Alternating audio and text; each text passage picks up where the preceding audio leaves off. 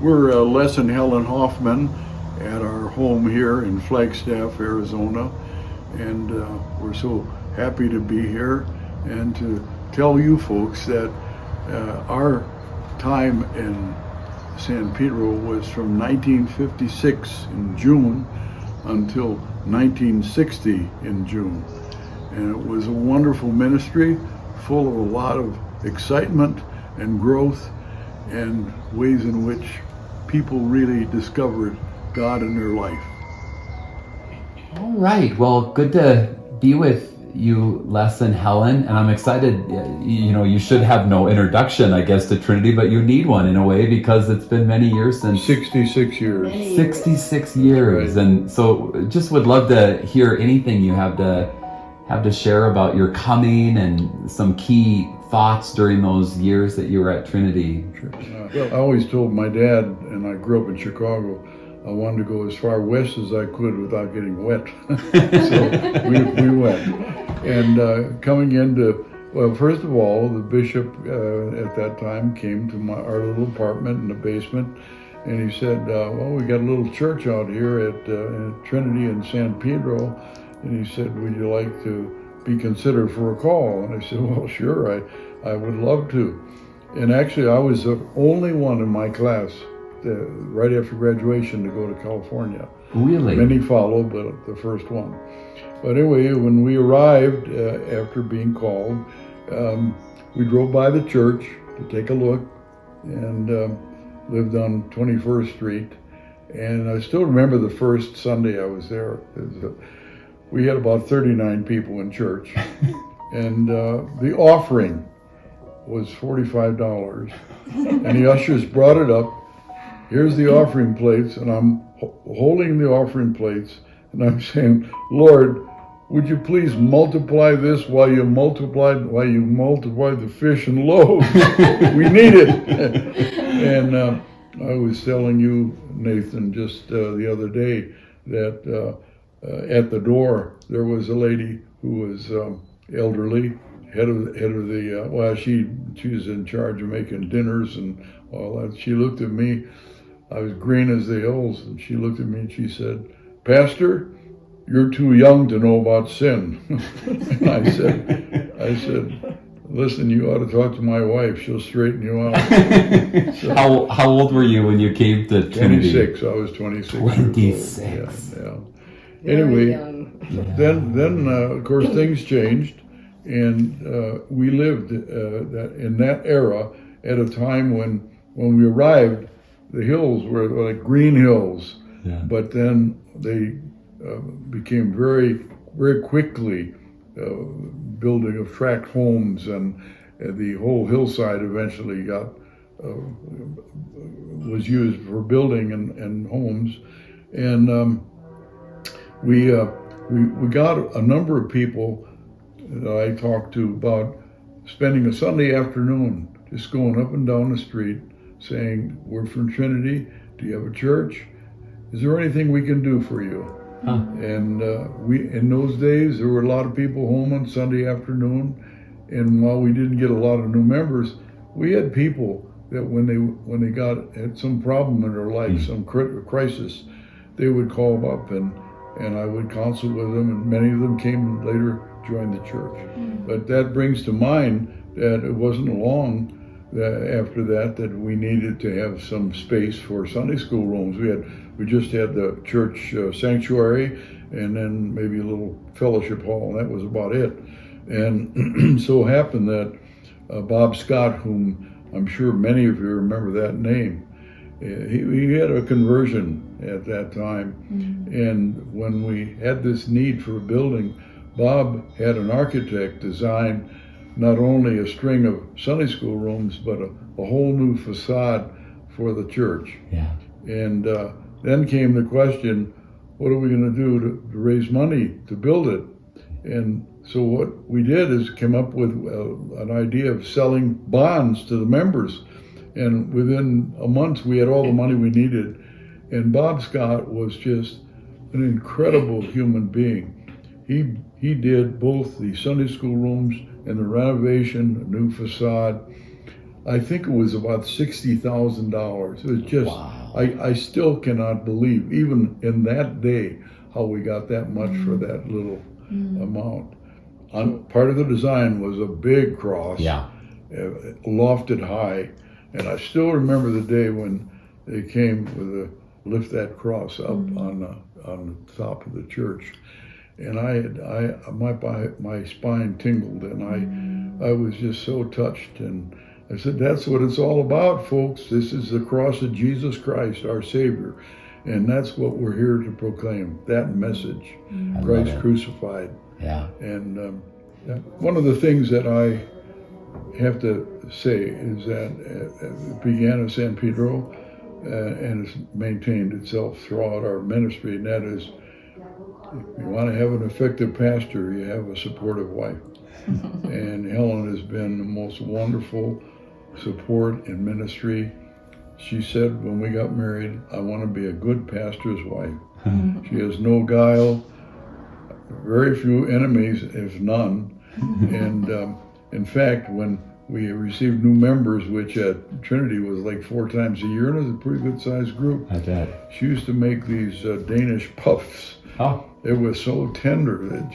And I said, I'm sure people are joining the church just to eat your Danish pastry. It was like a kringle. Oh, yeah. It looked like a kringle. Thank you. Trinity was just a great place for different groups. We had a strong youth group.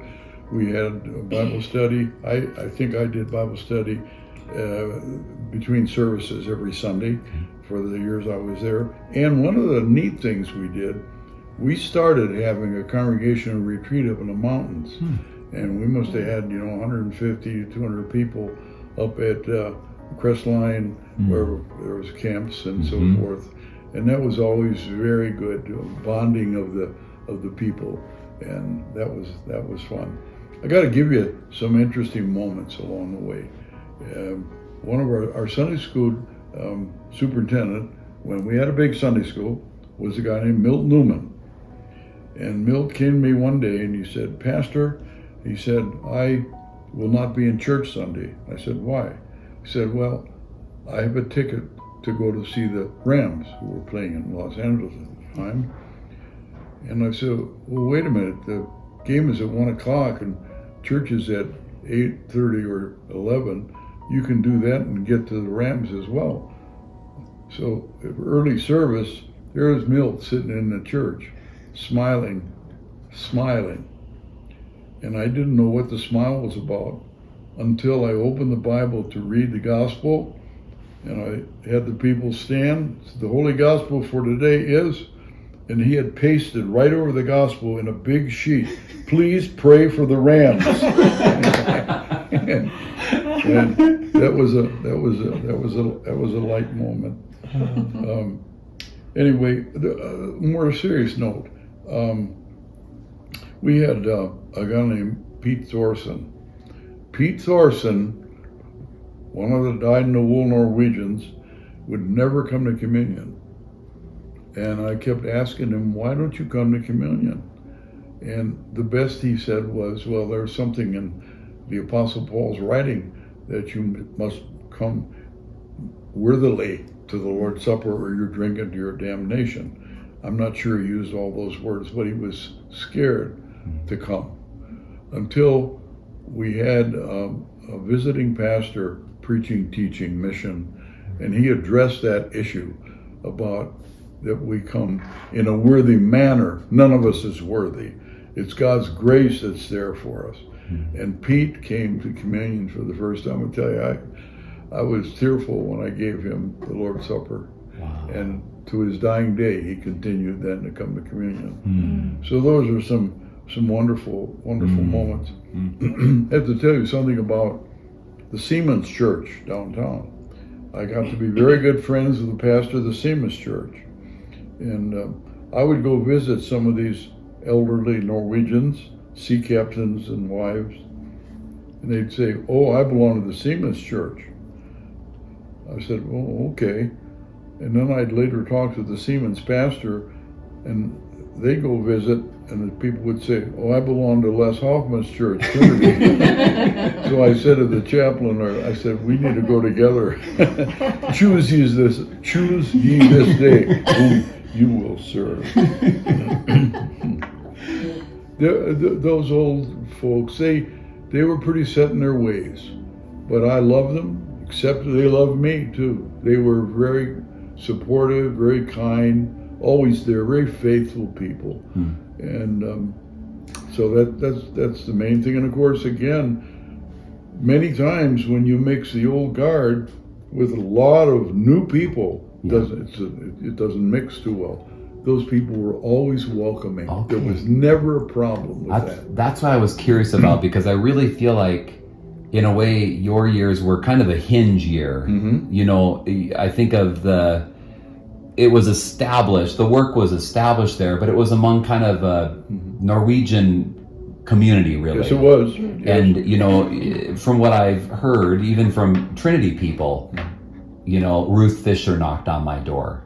Les Hoffman knocked on my door, you know, and it was people that maybe they had some Scandinavian roots or whatever, but it was more neighborhood kind of people and had become more of a, let's say, a neighborhood parish in your years.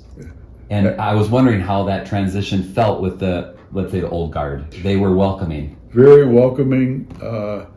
You're right, it was a community neighborhood church. Well, the other thing I'd say is that when we continue to grow, we had a need for more staff, and I did hire parish workers. We had a girl named Janet Myron. She was from Torrance, and Marilyn Hughesby, Minneapolis, came out. And then toward the end of my ministry, we really needed somebody, and at this point I was only going to be around for about 8 months, and I called the church office in Minneapolis, and I said, "Do you have anybody that could come out and be our parish worker?" So they said, "Yeah, we have somebody at Concordia College. She just graduated, and she's looking for something for 6, 8, 10 months." Her name was Ursel von Dumrecker. She was a baroness from Vienna, and I got on the phone with her, and I said, "Ursel, we'd like to invite you to come out and be our parish worker." Yeah, she was very willing. And I said, "Do you drive a car?" She said, "No." I said, "Well, we'll get you somebody to teach you drive a car, and we'll get you a car for transportation." She said, "I have a bike." And I said, "Ursel, do you know about the hills in San Pedro?" She said to me, "Do you know about the hills in Austria?" And she took that bike and she went up and down those hills like just a piece of cake. Pedal up and down. I want to just return to thinking of bookends in a way at your time at Trinity. I mean, I think of the first Sunday that you came to Trinity at the beginning of our conversation, and 39 people and $42, no, ish. And that experience of sitting in a comfortable chair by the pulpit, and I'm sure the church was brimming with life and, like you said, healthy. That really is quite a testimony to 4+ years of not only your work there together, but your work with the congregation, really. And I'm sure giving that congregation a sense of the confidence that comes that they really are the body of Christ in this place. A powerful, powerful testimony in itself. Thank you. Thank you for that, Nathan. And people, as you celebrate 100 years, I have this little blessing I want to give you. It comes from Jeremiah, the 29th chapter, the 11th verse. "Surely I have plans for you, plans for your welfare and not your harm, plans for your future with a living hope." And then it goes on to say, "When you seek the Lord with all your heart and soul and pray, He will guide you and He will direct you." And all I want to say is congratulations, Trinity Church. Keep it going. and may the Lord bless you every day in every way.